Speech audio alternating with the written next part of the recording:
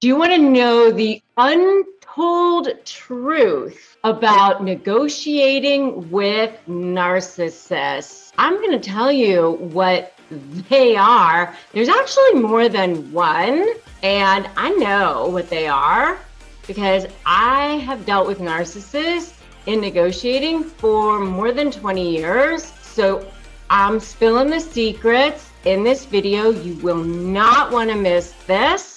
So stay tuned.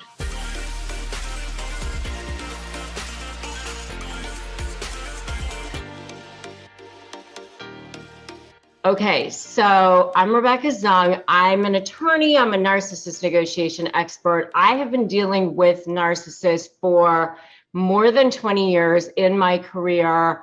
I've dealt with them in the worst possible situations. You're going to want to make sure you subscribe to this channel and hit the notification bell. And you're going to want to make sure you watch till the end of this video because I'm going to be sharing exactly what their secrets are. So here's the thing about narcissists. A lot of times they are bluffing when they're negotiating with you. They take unreasonable positions a lot of times in negotiations. And I actually have a whole video on how you can tell if a narcissist is bluffing, and you can definitely check that out. Here's the thing about narcissists. Okay. Many times people think that they just want to win. Also, many times people think there's no point in negotiating with narcissists because they can't ever win. You might as well just walk away. And I'm here to tell you that that is so not true.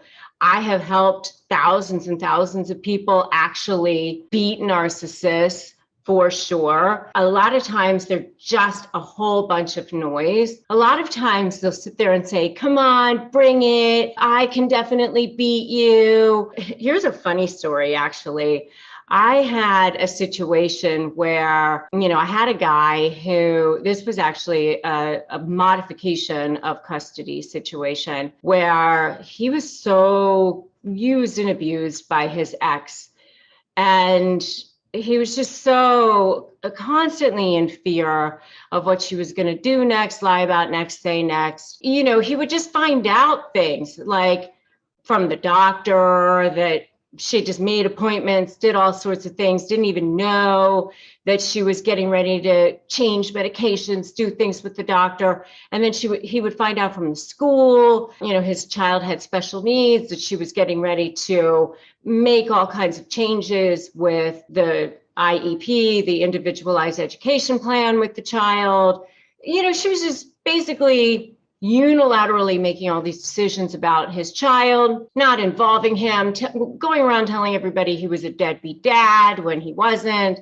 He had even had like a lot of extra time sharing while she was like off, not even involved with the child for years at a time sometimes. And, he was like the furthest thing from a deadbeat dad, but yet she would go around telling everybody that he was. It was just a horrible, horrible situation. So, I was helping him with creating a plan to get on the offensive instead of constantly being on the defensive. So we had formulated a plan to go ahead and file a bunch of things in the court system, file a modification of custody, file for a modification of child support, file for enforcement, for all kinds of things that she hadn't done.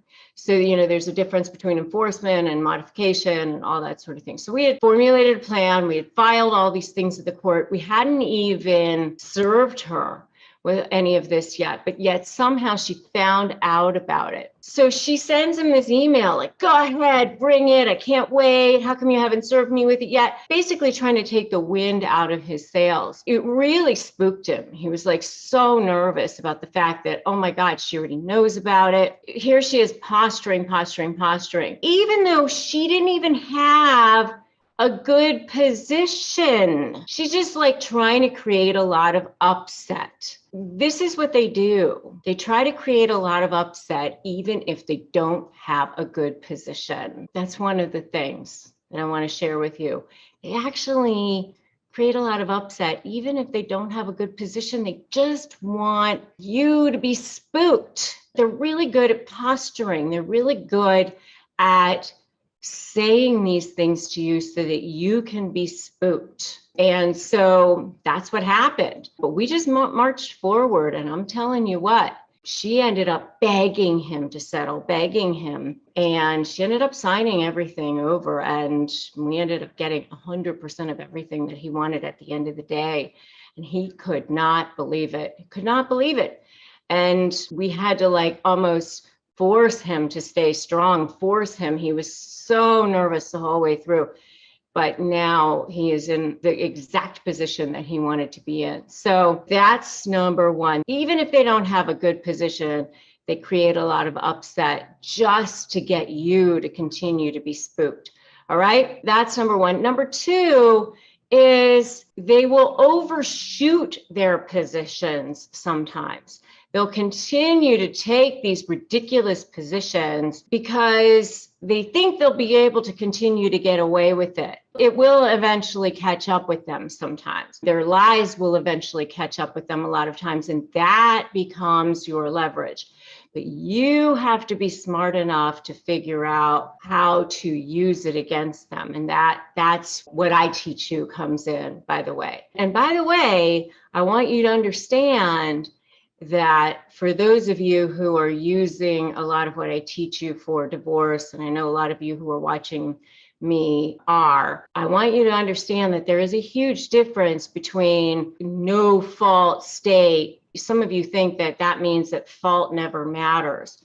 No fault just means that you don't have to prove fault in order to get a divorce. It doesn't mean that fault never matters. Fault can matter. Fault can matter sometimes. It depends on the state that you're in, but sometimes, you know, you can use things to prove waste or dissipation. Credibility always matters. Bias matters. Judges certainly want to know if people are liars. There are definitely ways that you can look at fault. I mean, they want to know if somebody is, what their character is. I would be very careful about going, well, it's a no fault state, so, you know, fault never matters. I wanted to just kind of dispel that myth as well. For those of you who are negotiating, make sure to grab my free Crush My Negotiation Prep Worksheet. It's a free ebook at winmynegotiation.com.